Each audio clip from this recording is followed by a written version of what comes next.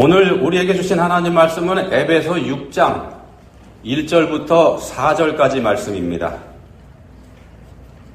한 목소리로 봉독하겠습니다. 자녀들아, 주 안에서 너희 부모에게 순종하라. 이것이 옳으니라. 내 아버지와 어머니를 공경하라. 이것은 약속이 있는 첫 계명이니 이로써 내가 잘되고 땅에서 장수하리라. 또 아비들아, 너희 자녀를 노엽게 하지 말고 오직 주의 교훈과 훈계로 양육하라. 아멘. 백지연이라는 아나운서 여러분들 아시죠?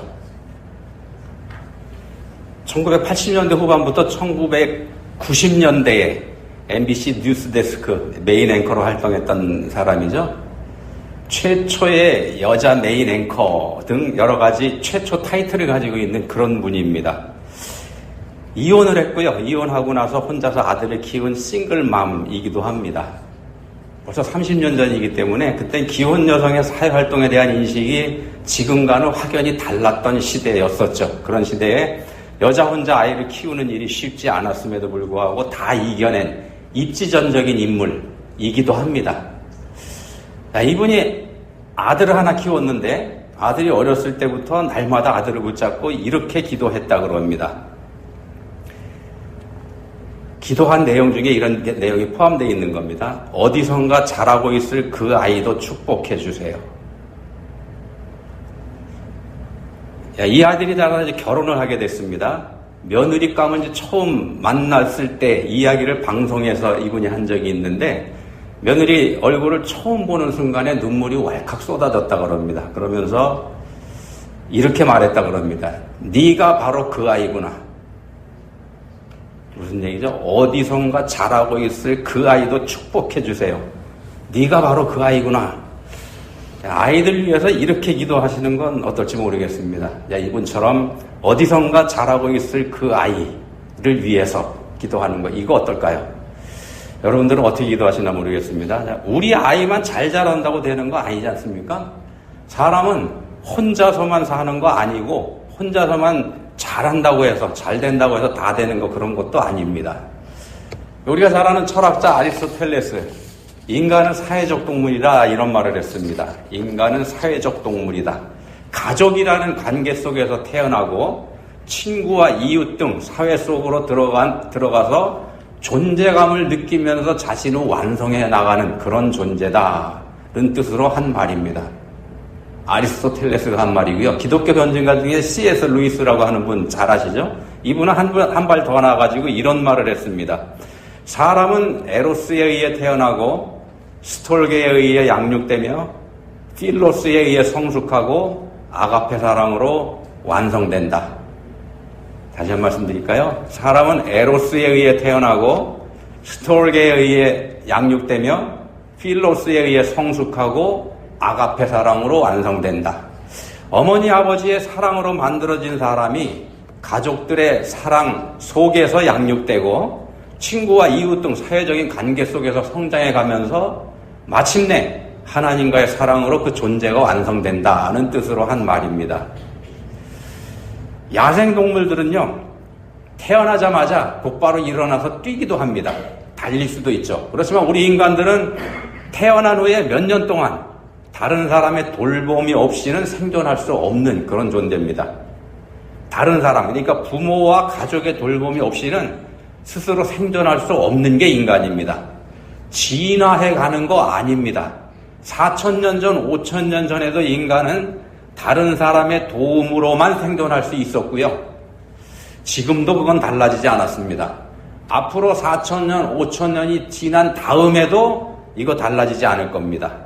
진화하는 게 아닙니다. 처음부터 지금 이 상태로 창조됐고 앞으로도 우리 인간은 여전히 이런 상태로 존재하게 될 겁니다.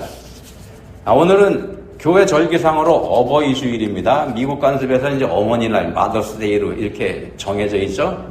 교회만 아니고 우리 한국 사회에서는 5월을 가정의 달 이렇게 정해서 지키고 있습니다. 그렇게 정한 이유는 이제 5월이라고 하는 건 특별히 더 가족을 생각하는 달로 이렇게 만드는 거죠.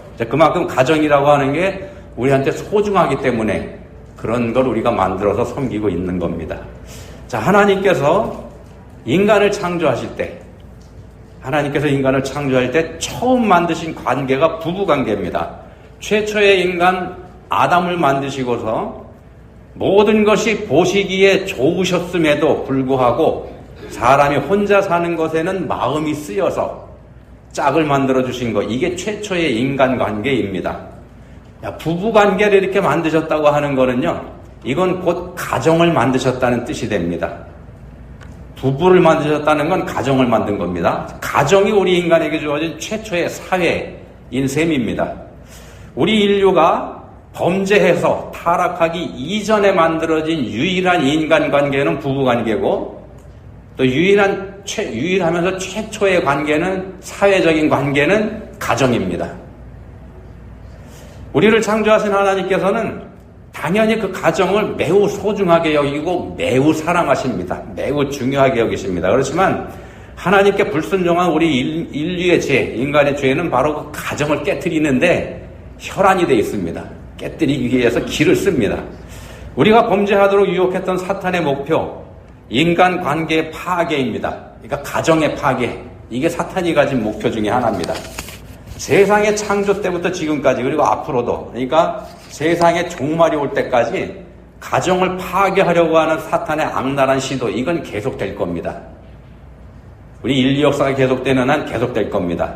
선악과를 따먹은 범죄 이후에 성경에 기록된 우리 인간들의 첫 번째 범죄가 가인과 아벨 사이에 나오지 않습니까? 형제 사이의 살인, 그러니까 가족관계 파괴이었다는 사실에서 이 사탄의 음모가 얼마나 치명적이고 얼마나 악한 건지 우리가 알 수 있습니다. 이렇게 시작한 가정 파괴의 음모는 우리 시대, 오늘날 우리 시대에 이르러서 노골적으로 하나님께서 맺어주신 최초의 인간관계인 그 부부관계를 깨뜨리기 위해서 애를 쓰는 그런 단계까지 왔습니다. 지금 우리 시대는 부부관계를 한 여자와 한 남자의 결합이라고 하는 만고불변의 진리를 인정하지 않는 데까지 이르렀지 않습니까? 우리 인간 사회의 기초를 흔들어 무너뜨리는 그런 행위가 됩니다. 이 같은 최초의 인간관계에 대한 도전은 하나님의 창조 사역을 망가뜨리려는 사탄의 음모와 도전이 그 막바지에 이르렀다는 걸 뜻하기도 합니다. 사탄의 음모와 도전이 막바지에 이르렀습니다. 왜 이런 말씀을 하는가 하면요, 창세기 6장에 있죠.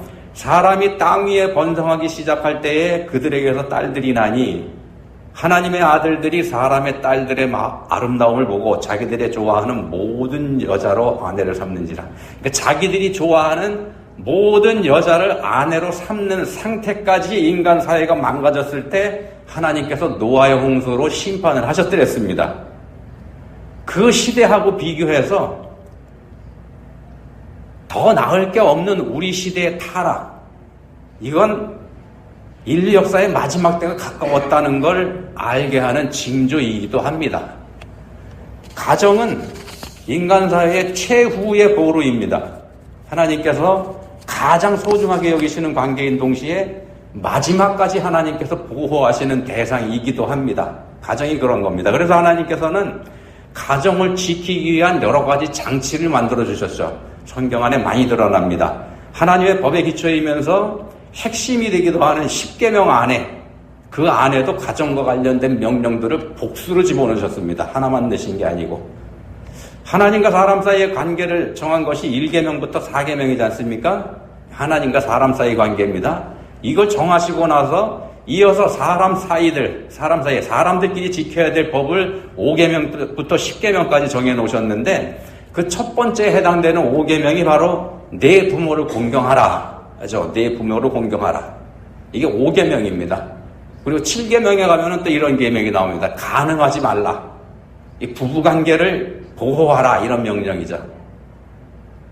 대충 봐도 10계명 안에 2가지가 이렇게 들어가 있습니다. 인간 사회 최초의 관계인 부부관계보다 부모 공경을 더 앞세웠습니다. 부모 공경이 5계명, 부부관계 지키는 게 7계명. 자, 부모 공경을 더 앞세운 거가 의미심장합니다. 왜 하나님께서는 그런 부모 공경을 부부관계보다 더 앞세워 놓으셨을까? 왜 그랬을까요?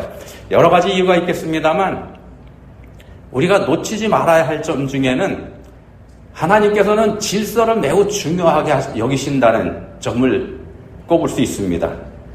하나님께서는 질서를 매우 중요하게 여기십니다. 부모와 자식 관계, 이건 질서를 뜻하기 때문에 드리는 말씀입니다. 하나님께서 정해주신 질서입니다.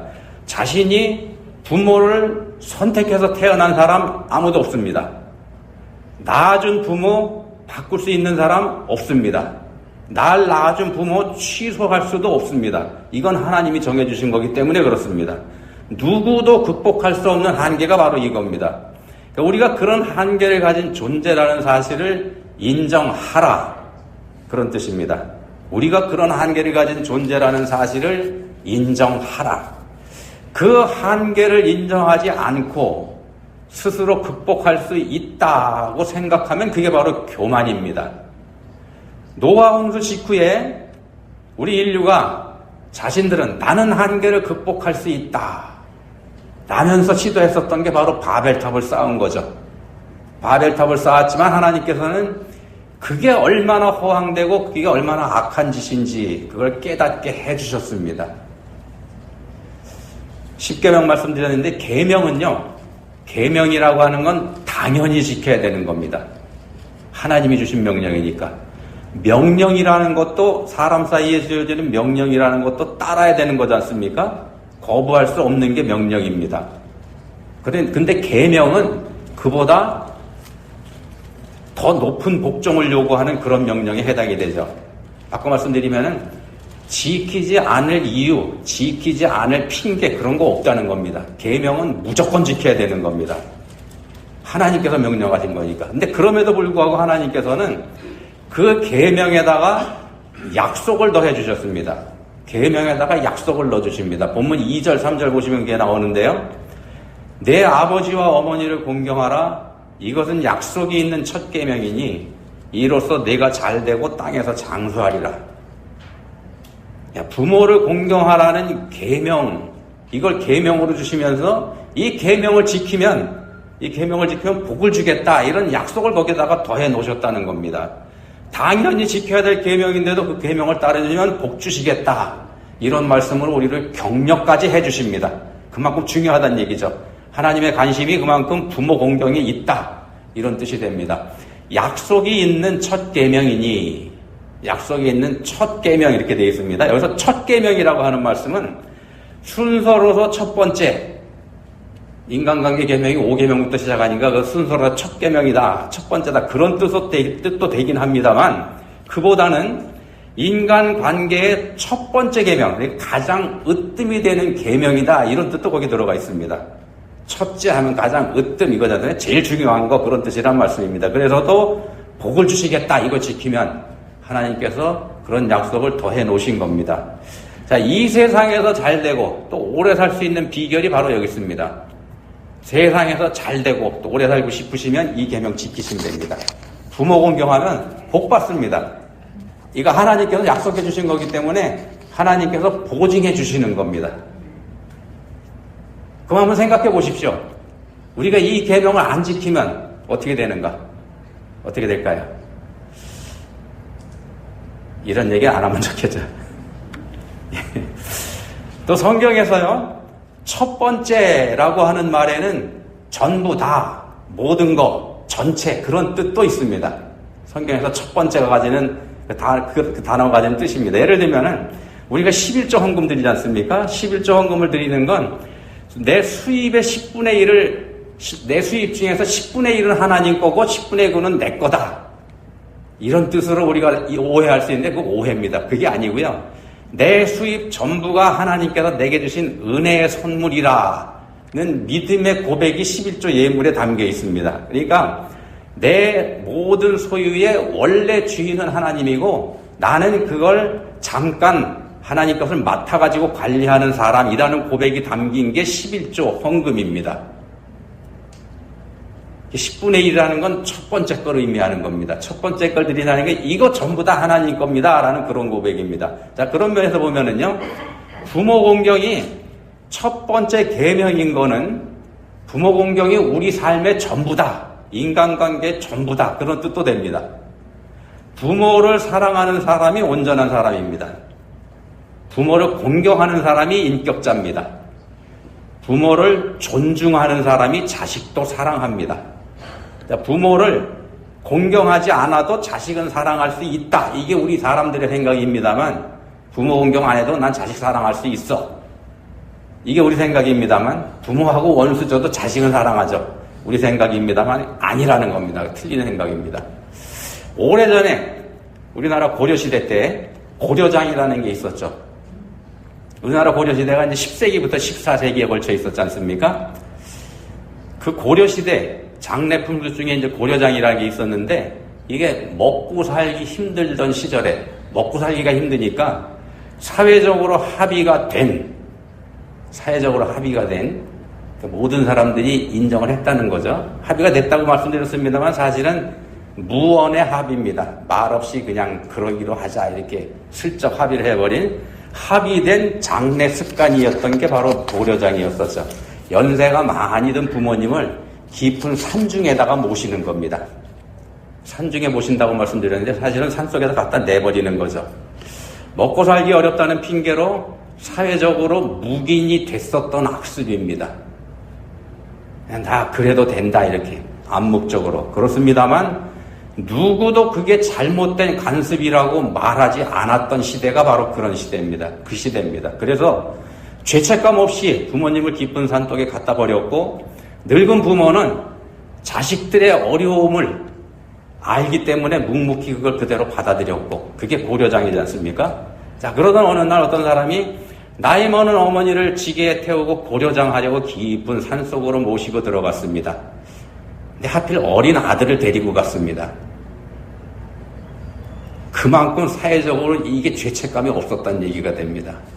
자, 어머니를 내려드리고 가지고 온 음식을 드리면서 이 음식 드시고 잘 가시라 인사를 하고서 돌아서 오려고 하는데, 어린 아들이 아빠에게 지게를 가져가자 그럽니다. 이 다음에 아빠가 늙어서 고려장 할 때 필요할 것 같으니까 가져갑시다.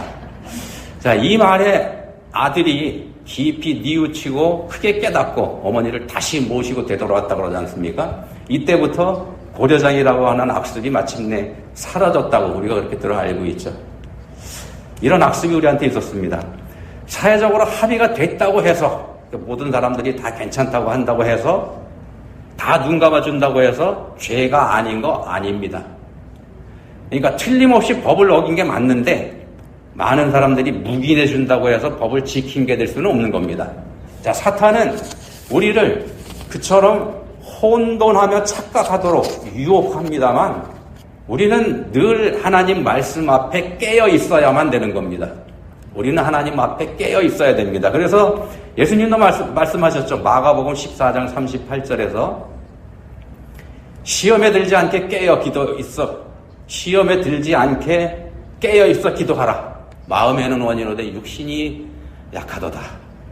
자, 우리의 마음, 우리의 이성이, 우리의 마음과 우리의 이성이 우리의 육신을 제어할 수 있는 것 같습니다만, 세상에 가득한 죄악이 우리의 정신, 우리의 이성, 심지어 우리의 영혼까지 굴복시키는 건 우리 삶에 얼마든지 있습니다. 그런 경우 얼마든지 있습니다. 부모 공경, 하나님 앞에서 지켜야 될 계명입니다. 하나님께서 법으로 정해주신 계명입니다. 미국의 초대 대통령 조지 워싱턴 다 아시죠? 이분은 어렸을 때 배를 타고 온 세상에 바다를 누비는 선장이 되려고 했었다고 합니다. 그런 꿈을 꾸고 있었다고 합니다. 간절한 꿈을 그렇게 꾸고 있었고, 어느 날 마침내 결심을 하고 이제 선장이 되려면 배부터 타야 되니까 선원이 되기 위해서 집을 떠나는 그런 일을 합니다. 가족들하고 작별 인사를 하고 짐을 다 싣고서 떠나려고 하는데, 어머니가 하염없이 눈물을 흘립니다. 하염없이 울기만 합니다. 아들이 가지고 있는 꿈을 진작에 알고 있기 때문에 가지 말라고 차마 붙잡지는 못하는데 하염없이 울기만 하더랍니다. 이걸 본 조지 워싱턴이 마음에 걸렸던 모양입니다. 고민을 하다가 짐을 다 내리고 자기 일생의 꿈을 포기했다고 합니다. 어머니 때문에. 자, 그 워싱턴을 하나님께서는 우리가 아는 것처럼요, 바다를 주름 낳는 사람이 아니라 역사를 주름잡은 그런 위대한 인물로 만들어 주셨죠. 오늘 본문에서 말씀하는 이로써 내가 잘되고 땅에서 장수하리라는 약속의 실제 예가 될 수 있을 것 같아서 지금 소개해드렸습니다. 요즘 아이들 효도할 줄 모른다 그럽니다. 효도가 뭔지 모른다 그럽니다. 왜냐하면 효도를 배운 적도 없고 효도하는 걸 본 적도 없기 때문에. 부모들은 아이들한테 말합니다. 난 공부하지 못한 게 평생에 한이 되고 나한테 한이 맺혔으니까 너희는 공부 열심히 해서 내 한을 좀 풀어다오. 공부 안 한 부모가 하는 말입니다. 또 이런 말도 하죠. 나는 착하게 살지 못하지만 너희들만큼은 착하고 진실하게 살아야 된다. 이렇게 또 우리가 얘기하죠. 그렇게 살아다오. 아이들이 잘 되기를 바라는 마음이 담긴 진실된 충고이긴 합니다만, 그렇지만 아이들은 가르치는 대로 자라는 게 아니고요. 자기가 본 대로 산다고 그러지 않습니까? 들은 대로가 아니고 자기가 본 대로 삽니다. 자, 어떤 학자가 이스라엘 사람들이 다른 민족에 비해서 더 특별한 이유, 이 사람들 좀 별나지 않습니까? 특별한 이유. 노벨상 수상자의 거의 30% 가까이가 이스라엘 사람들이니까 이 사람들의 특별한 이유가 뭔지 분석하는 논문을 썼다 그럽니다. 이 사람들의 교육 방법이 특별하다고 하는 건 뭐 잘 알려진 사실입니다만 이 사람 논문에서는 또 다른 점에 주목을 했습니다. 그리고 이 논문의 결론을 이렇게 맺었습니다. 이스라엘 사람들이 강한 것은 그들이 부모를 공경하기 때문이다. 같은 맥락으로 그들은 자기들의 전승을 중요하게 여긴다. 전승, 트래디션. 중요하게 여긴다. 그래서 이거 조상적부터 내려오는 우리의 오랜 전통이다. 이렇게 얘기하면 그들은 더 이상 반대하지 않고 승복한다. 이것 때문에 그들이 강하고 이것 때문에 그들이 지혜롭다. 자, 오늘 본문 말씀대로요. 부모를 공경하며 조상들을 존중할 줄 아는 이스라엘 사람들에게 하나님께서 복을 주신 거다. 뭐 이렇게 해석해도 무리 없지 않습니까? 부모는 구제의 대상 아닙니다. 또 부모는 우리가 불쌍히 여길 대상도 아닙니다. 부모를 측은하게 여겨주는 게 효도 아닙니다. 부모는 존중의 대상이고 공경의 대상입니다. 존경이 없는 사랑, 효도 아닙니다.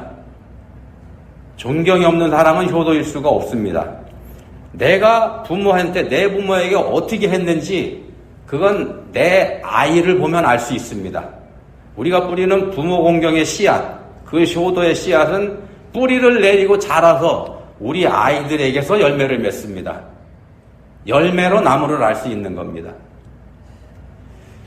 청년이 된 아들 이삭은요, 자기보다 100살이나 나이가 많은 늙은 아버지 아브라함이 자기를 제물로 바치겠다고 할 때 순순히 그 늙은 아버지 손에 묶여서 제단 위에 누웠습니다. 이스라엘 사람들 전통에는 이때 이삭의 나이가 27살이었다고 합니다. 자, 하나님께 순종하는 아버지를 보아왔기 때문에 이렇게 한 겁니다. 최고의 효도가 뭘까요? 내 부모님의 자녀로 태어난 걸 감사하면서 그걸 기뻐하는 것, 이게 최고의 효도입니다. 다시 한번 말씀드립니다. 내 부모님의 자녀로 태어난 걸 감사하면서 그걸 기뻐하는 것, 이게 최고의 효도입니다. 그게 부모님께는 효도하는 것이고 그 부모님을 내게 주신 하나님께는 영광을 돌리는 겁니다. 이게 진짜 사랑이죠. 우리의 완전한 본은 우리 예수님이십니다. 예수님은 세상에 내려와 십자가에 달려 죽어라 하고 하는 아버지 하나님의 말씀에도 순종하셨습니다. 아버지를 향한 존중과 공경의 본을 그렇게 우리한테 보여주신 분이 우리 예수님이십니다. 우리 가정을 지키는 힘은 사랑입니다. 근데 참 사랑은 하나님 아버지께 순종하는 믿음에서부터 오는 겁니다. 기도하시겠습니다. 하나님 아버지, 하나님을 아버지로 모시고 사는 그리스도인 된 저희의 삶에 세상 사람과 다른 점이 뭐가 있습니까? 이제는 우리 예수님께서 보여주신 본을 따라서 순종하는 삶을 사는 저희 모두가 되게 해주시기 원합니다. 형식적인 순종이 아니라 사랑하는 마음, 존경의 마음으로 하나님께 순종하며 또한 부모님과 자녀 모두를 사랑하는 저희가 될 수 있게 해주시기 원합니다. 마음으로부터 우러나는 사랑을 주시기 원합니다. 예수님의 이름으로 기도합니다. 아멘.